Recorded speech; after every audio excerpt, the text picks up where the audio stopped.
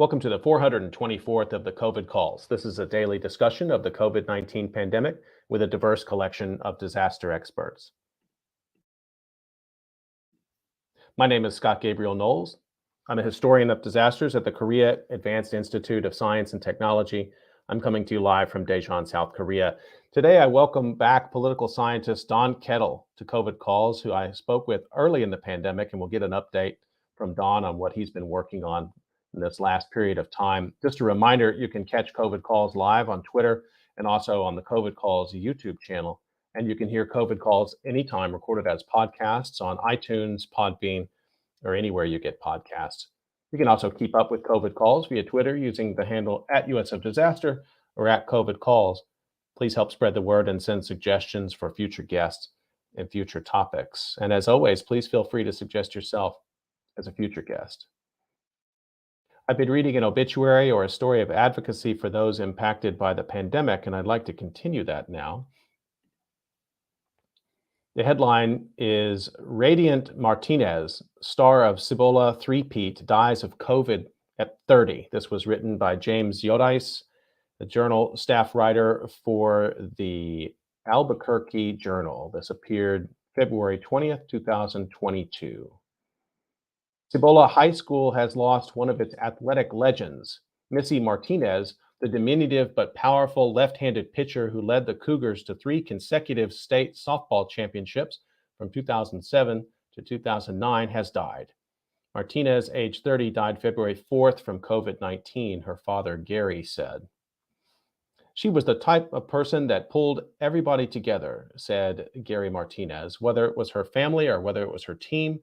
That's just what she did. Everyone said that she brightened up the room whenever she was there. Martinez was a second-grade teacher at McCollum Elementary School in Albuquerque, and she was also active in building a new interior design business, Haven Plus Honey. She also was interested in becoming a professional photographer.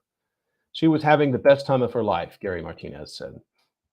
Martinez's best friend and former Cibola teammate, Cheyenne Crum, was deeply saddened when she learned of the passing of the godmother to her daughter.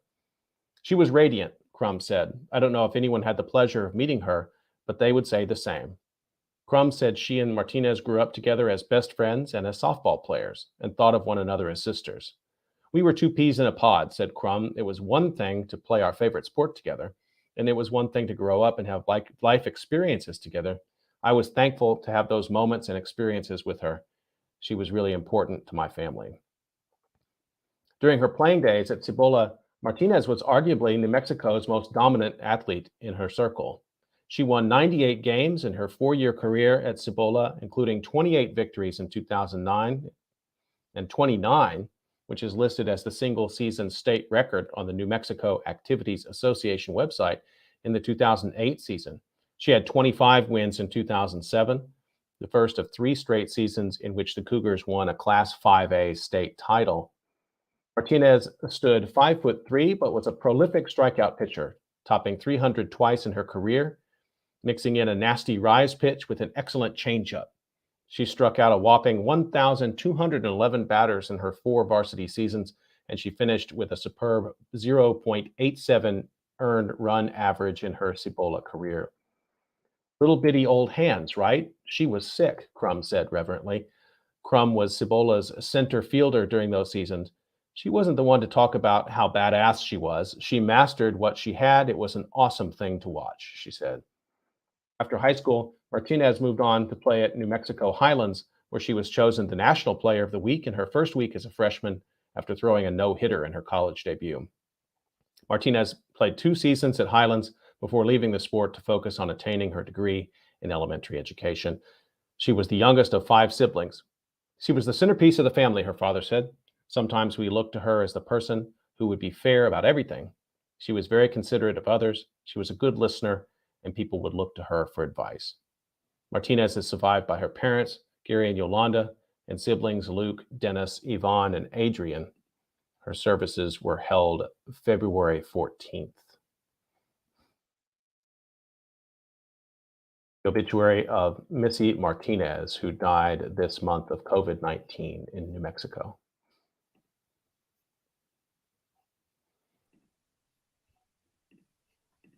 Okay, I'd like to turn to my conversation for today, and I'm very happy to welcome Don Kettle back. Let me introduce him. Don is the Sid Richardson Professor at the LBJ School, the University of Texas at Austin. He previously served as Dean in the School of Public Policy at the University of Maryland. He's also a non-resident senior fellow at the Volcker Alliance, the Brookings Institution, and the Partnership for Public Service.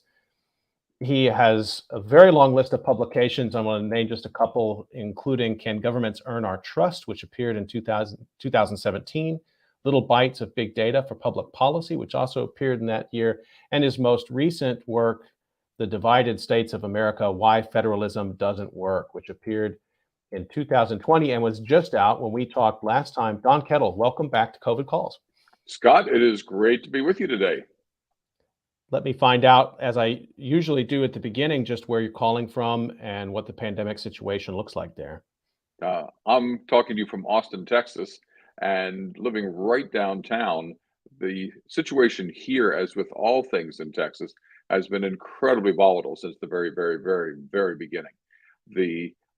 Fortunately, as we're talking, the numbers are coming down from the infections in the Omicron variant, but there's the continuing battle over how much of the state to open up, whether or not people should be obliged or even should be encouraged to wear masks, the battle over trying to deal with the economic implications of this, and the way in which COVID has played directly into not only the ideological battles going on here in Texas, but a gubernatorial campaign where there's been a battle among Republicans to see who can get further to the right on this, and with Democrats making the point about the need to try to keep people safe, so that the politics here has been just simply wild and incredibly contentious.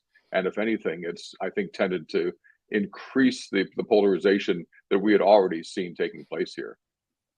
We talked on April 30th, 2020, Don, and I went back and looked. It's hard to imagine this world, but there were 61,857 deaths from COVID. At that time, we were already talking about it as a generation-defining disaster at that moment, rightfully so. And now here we are almost 2 years later. Let me ask you a personal question, if you don't mind. Just, is there a memory of this period of time that really sticks out for you, something that really you associate with what it's been like to live in COVID? Yeah, that's a great question. I remember back at the beginning, and it was just a week or two before we talked, and my wife and I were talking about getting masks. So we were trying to figure out what to do, whether or not we should do that. And I think we found one or two that came highly recommended. Cloth, of course, in those days, since the rest of the N95s and KN94 masks weren't available to the public at that point. My wife said, let's only get one or two because we don't want to stock up on stuff that's just going to be sitting around. Little did we know at that point that we'd still not only be talking about wearing masks now, but having these incredible pitched battles over whether or not you should. That was something that I don't think anybody could have predicted 2 years ago, but it really set the stage for so much of what it is that's happened since. So thank you for sharing that. And I think it really resonates with me. At the time, I've told this story before, but early on, I had my 2 cloth masks that I bought online, and my brother chastised me and said, "You shouldn't wear it." And so I didn't, because, I didn't want my brother to think I was doing the wrong thing. And that's what the CDC was saying at that time. And this was February of 2020. And what a distance we've traveled. Let's stick with masks for a second, Don. Mm-hmm. In your career in studying public policy, have you ever seen a day-to-day material object, a medical material object, stand in for partisanship the way that these masks have come to stand in for American partisanship? I don't think there's ever anything that I can recall that's even remotely like this. And it really is, as you point out, Scott, masks have become a kind of proxy for partisanship. And one of the things that I don't think we could have exactly imagined at the beginning, but which has really come to pass since, is the degree to which masks themselves have become a symbol and such a piece of division between conservatives and Democrats, conservatives and liberals, between Democrats and Republicans, between all those who are really struggling to try to figure out how to deal with it, and that it would be such a wedge of partisanship that would come in. And it's, interestingly enough, not just here in the United States, where I'm speaking to you from, but in so many parts of Europe in particular, where there's been a battle over what the science is, what the science says about how it is that people are and should be responding. Even Germany, which at the beginning of this pandemic seemed to have the situation about as well in control as anyone in Europe, at least, has now found itself in the middle of deep struggles over whether or not the idea of mask mandates is some kind of infringement on freedom. And so this is something that I think that for sure we've had to try to figure out how to try to deal with. But I just can't recall anything in the history of American federalism that has been a kind of a symbol of the kind of divisions that exist. You can maybe reach back to the idea of water fountains and the idea back in the days of segregation, along with restrooms, about different kinds of conveyances where people had to sit in the back of buses. So we had the bus as the symbol there too. So there's some occasions in the past, but this is something that from coast to coast, from north to south, from even differences, as you point out, Scott, inside individual families, the mask has become this kind of point of the sphere of division in ways that I think are both remarkable and in some ways, I think, scary in terms of the way in which federalism has or has not successfully found a way to navigate through this process. So let me just stay with this for 1 second. Was there a moment in time in which you said to yourself, this has become political, this pandemic has become political in a sort of irredeemable way? Now, everything is political all the time. I would put that down. Yeah. But that it became that the partisanship got baked into the daily sort of understanding of the pandemic. I'm sort of curious if you think that's happened. I think you do, but Yeah. when, and not just Trump at the lectern, but like when did it really become something that it became a sort of reliable issue that Americans were going to disagree on based on party affiliation? Well, it obviously, as you point out, has been partisan from the very beginning. And one of the things that I think is a lesson that we've learned is that people say, well, I'm just going to rely on the science, that realizing how much uncertainty there has been surrounding the issues of science, and therefore how much political values have come to fill in the difference between what we can be pretty sure of from science and the kind of actions we need to take. So that this was an issue that was ripe from the very beginning because of the uncertainty.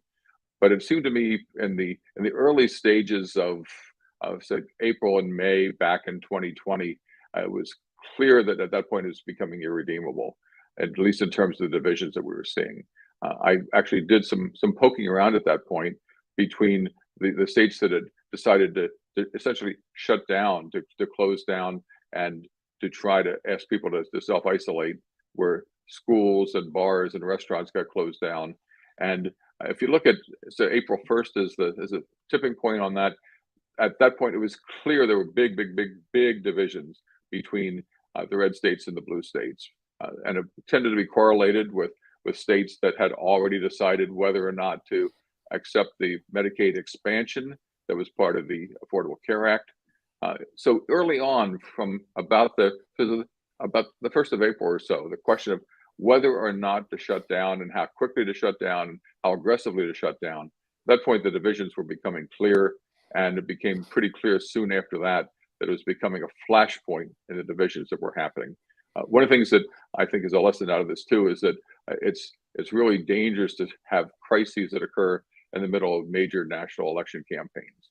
And here was the case where in 2020 we were looking for a presidential race where Trump was trying to do all he could to try to minimize it, or at least to suggest that things were under control, because he wanted to project that sense of strength. And where Biden, on the other hand, was campaigning on the idea that Trump had lost control of the situation and that if he were elected, he would bring control back.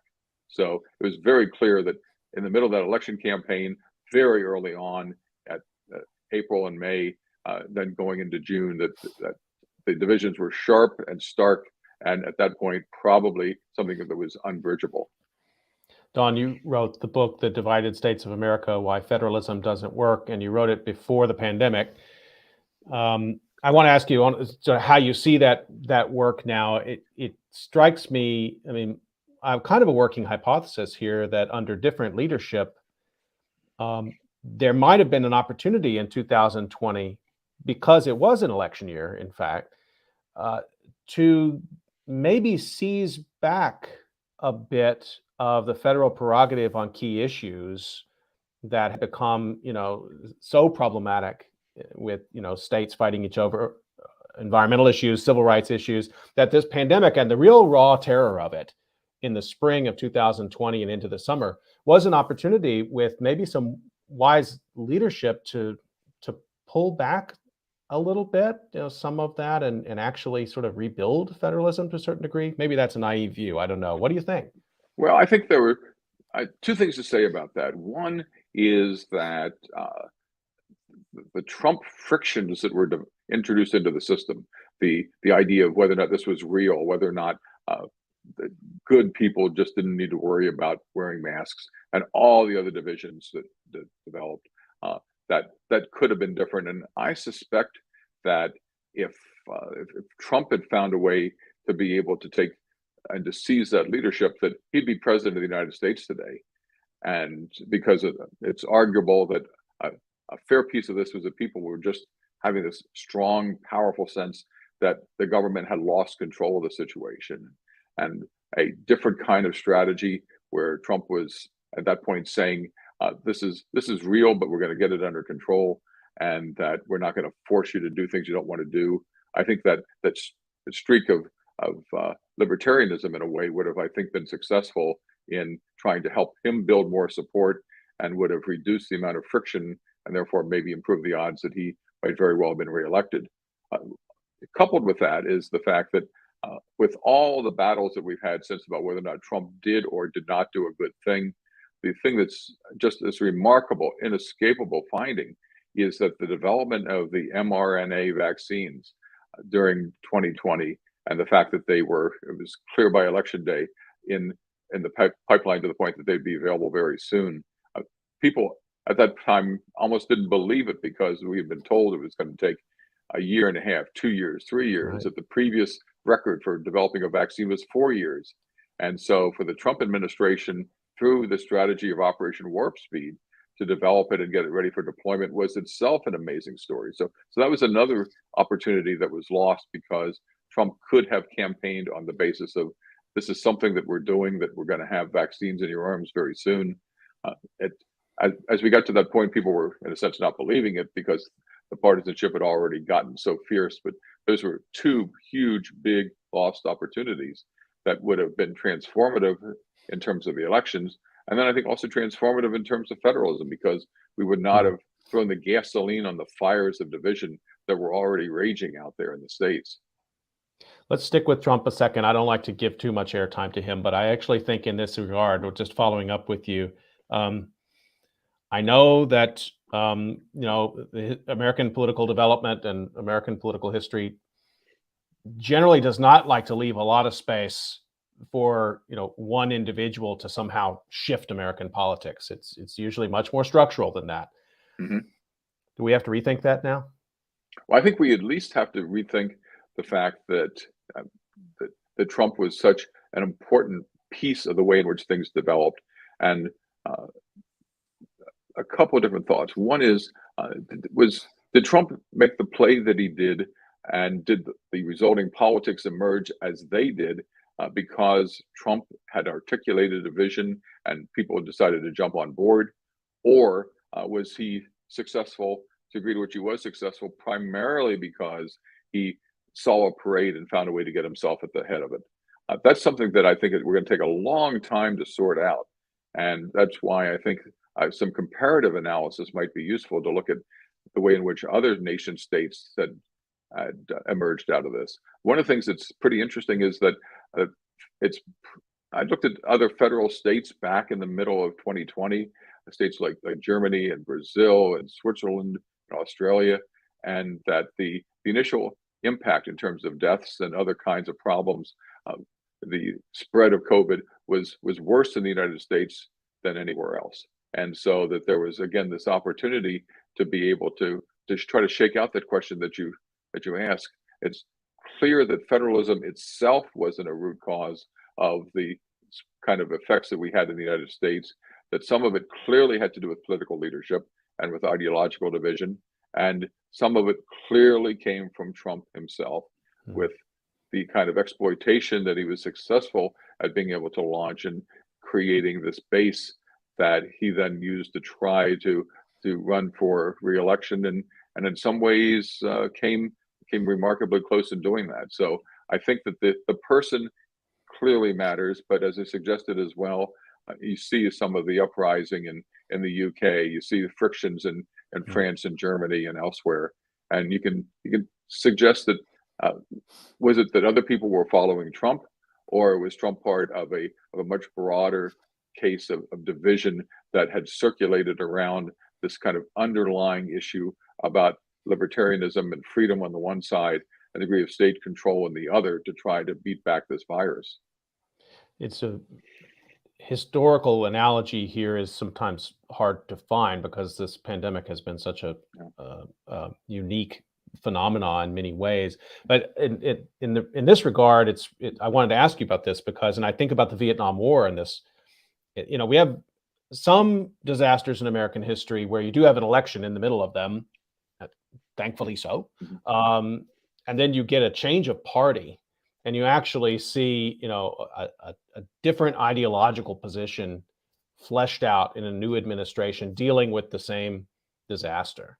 And Vietnam is, I think, a pretty good example of that in relatively recent memory. I wonder what you, I mean, this is by way of asking you what you think the Biden administration has done, how they've done with this, but also as a political science study, what's it been like to watch the Trump administration leave and then, long serving Democrat, very mainstream Democrat Joe Biden come Mhm. in and bring Democratic politics to it? Yeah, it's been fascinating to watch, and fascinating to watch the pivot that the administration has engaged in on the one hand, and those things that it's found very difficult to change on the other. In terms of the pivot, the kind of concerted effort that they've made first to put Anthony Fauci forward as a spokesperson is very much in the model of what it is that George W. Bush did in appointing Thad Allen to try to lead the recovery after Hurricane Katrina. So there was someone who was viewed as and tried to be positioned as a neutral expert to try to lead the charge. That was something that clearly was at work there at the beginning and throughout now, in fact, in terms of what the Biden administration is doing, having a resort and a focus on neutral competence with the idea that you get experts without partisan division to be able to lead the charge on that piece. So there's that. There was the idea of creating a more centralized administrative task force to try to deal with the vaccination strategies. And you look at the way in which vaccinations themselves have changed.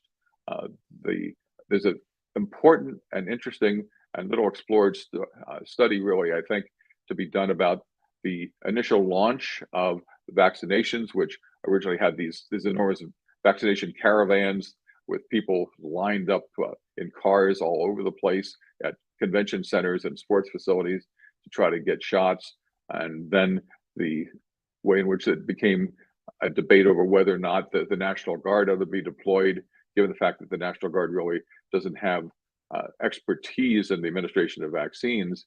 The idea that FEMA would create these centers, which never really quite happened, then to the percolation down and into the private markets with places like Walgreens and Mhm. CVS and Walmart and others that became the centers of the vaccination effort, which is where we are now. So that kind of evolution institutionally of the strategies for vaccination is, I think, really interesting, and it says something about the relative merits of strong central power when you're trying to engage in that kind of enormous logistical effort versus a decentralized effort that then brings the private sector in. So I think we've seen that from the Biden administration as well, but they've been caught flat-footed in the distribution of masks, the question about trying to figure out how to deal with these recurring COVID outbreaks that have occurred through variants as well. And so they've struggled to try to figure out how to deal with that, which has in some ways undermined their credibility. I think unfairly, but has undermined their credibility because those things that Biden said at the very beginning he was going to wipe out, that we were going to have the situation under control, has been frustrated by the fact that the COVID virus has proven a whole lot more cagey than, in fact, even some of the experts had suggested early on. Talking to Don Kettle today on COVID calls. And Don, you mentioned FEMA. That last riff you were on there just a minute ago when you're talking about the devolution of responsibility. And everybody remembers this in the United States, talking about bringing in the military and field hospitals. And that was done in some very limited ways early in the pandemic, but then that the National Guard would be engaged. And then, as you said, it sort of devolves down and out to, well, no, it's CVS. And that kind of discussion in emergency management policy has been out there for a while. Yep. Mm-hmm. around privatization and about even getting rid of FEMA entirely, which is an extreme position, but it has been talked about. And now I wonder if that discourse is what that discourse is going to look like now. And I guess it's a way of asking you how FEMA has done with this pandemic, but also, do you think this is maybe a turning point towards that privatization trend?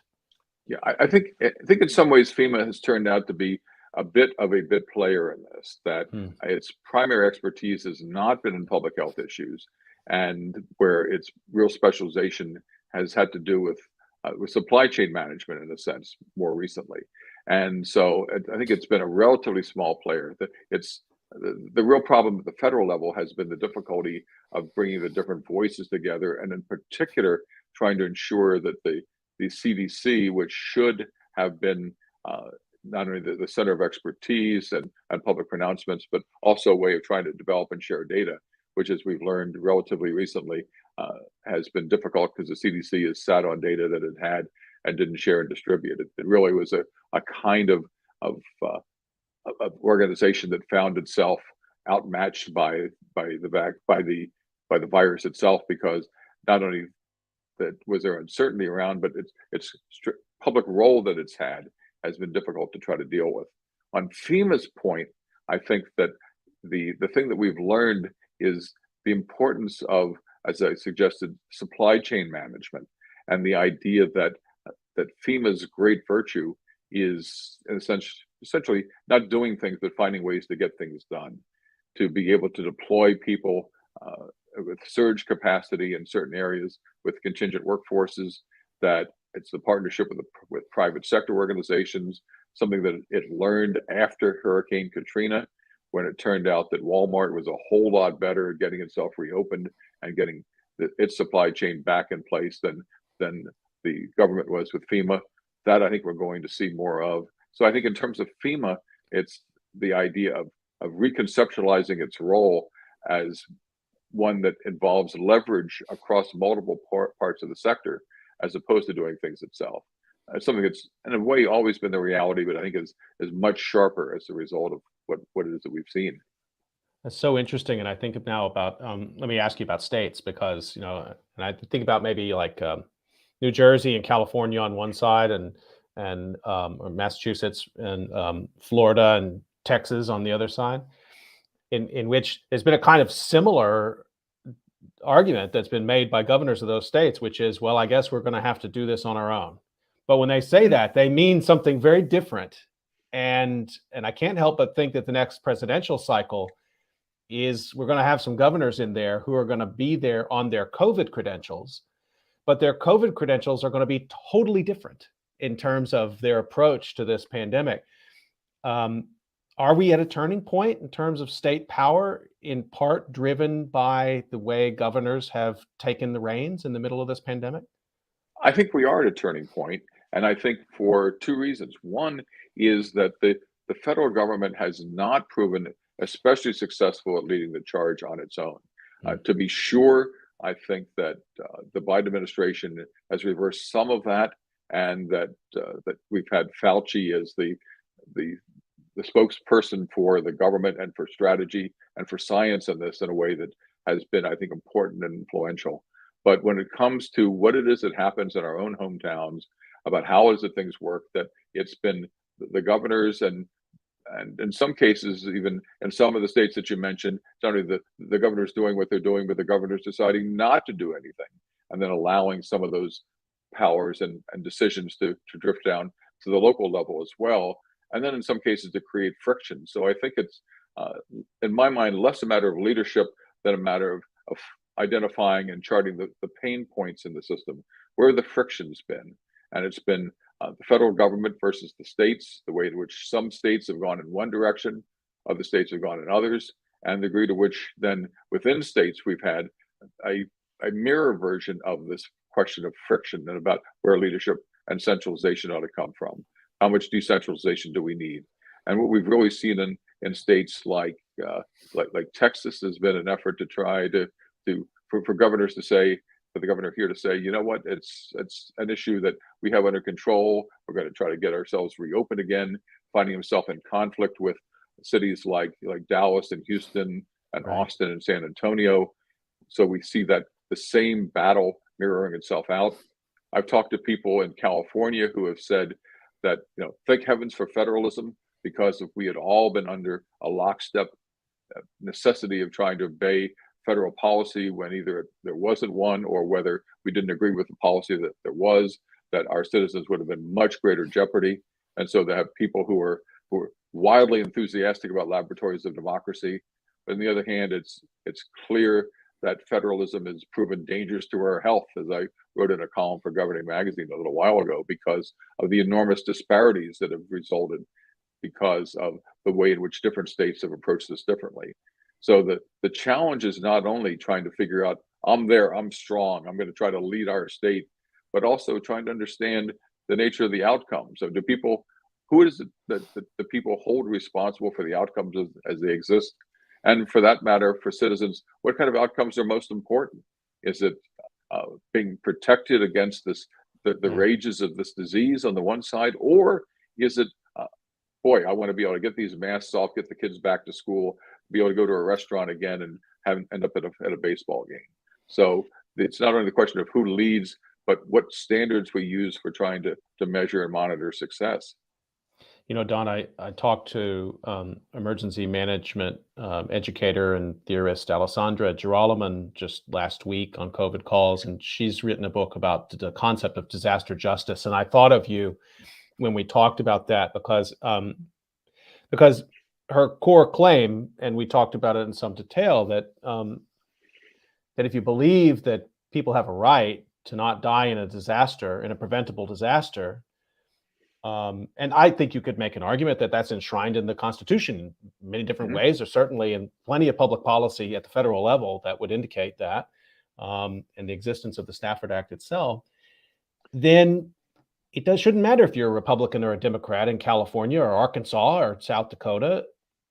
There should be some basic protections that are there. So the enthusiasm for the states and the people from California, as you said, who may have said, "Hey, I'm really glad we have federalism because it kept Trump from, Mhm. meddling in our affairs here in the state." I worry about that because I think that doesn't solve the problem of people who are in Alabama and Arkansas and Texas who want safe policy. Yeah, I think that's just such a great and important point. And I looked at this with two colleagues, Catherine Barrett and Richard Green, in a short report that we issued about a month ago from the IBM Center for the Business of Government called Managing the Next Crisis. And one of the things that we have to look at is that just how poor our data has been to try to find a way to have the conversation about the issue that you just raised.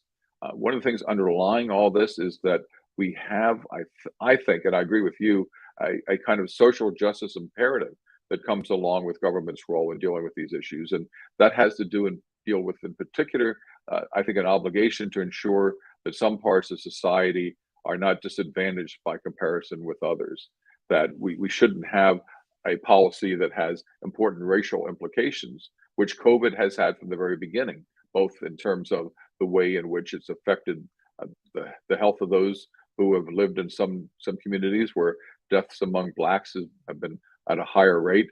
The point of trying to convince people from different racial and ethnic backgrounds to try to get the vaccination, which again has shown racial patterns, and where the initial disease and then the vaccination rates have really varied tremendously by where it is that people live.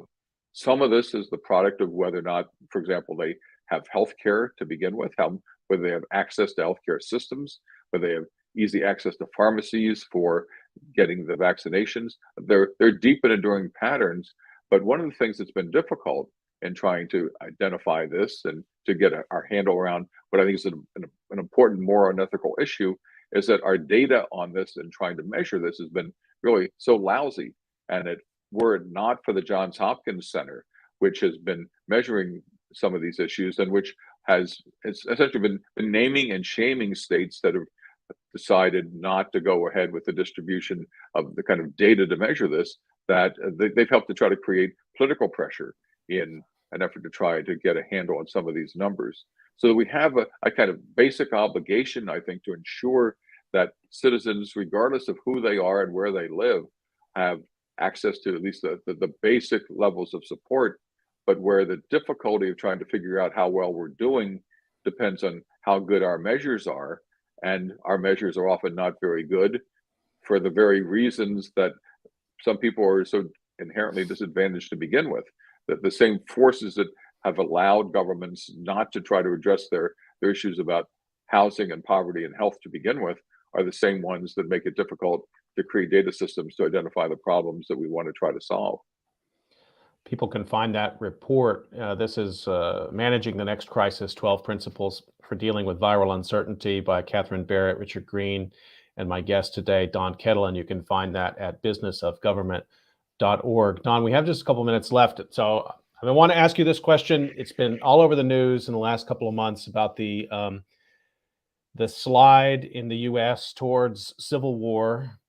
And the reason I wanted to ask you about this, it actually follows very closely on this last point you were making, which is there a tipping point at which the configuration that we're trying to hold together, a collection of states which have proven, as you just said, some of them willing to take extraordinary action either for or against public health,